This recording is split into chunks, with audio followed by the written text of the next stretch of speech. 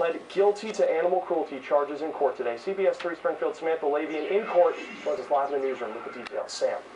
Chris, definitely an emotional day in court today. Sharon Kozik did plead guilty to the charges, but she says she hit the dog in self-defense. I can't have a million pets, and it will never replace Rusty. Never replace him.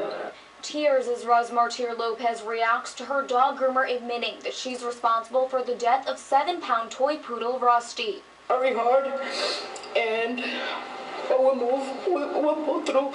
The owner of Lottie's Groomers in Wilbraham, Sharon Kozik, sentenced to 2 years probation, 50 hours community service, anger management, and $700 in restitution.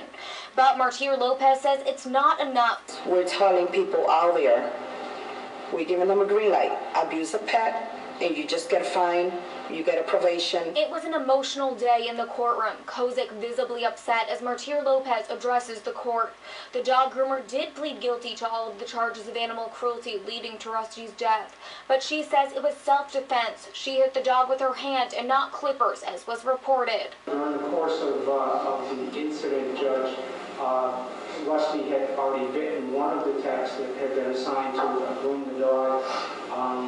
Mrs. Kozik then took over the grooming, and as the dog turned to her, she lashed out with her hand and did indeed strike this dog, and it resulted in the death. X-rays show that Rusty suffered a skull fracture before he died, and MSPCA officer Christine Allenberg says she does not believe a hand could have caused that trauma. In the veterinary necropsy's opinion, it was not a hand that struck the dog. It was something more heavy-duty, substantial that hit that dog, but unfortunately we have no way to prove that unless the witnesses would come forward. It's been very difficult for us to not have Rusty, but he will always be in our hearts.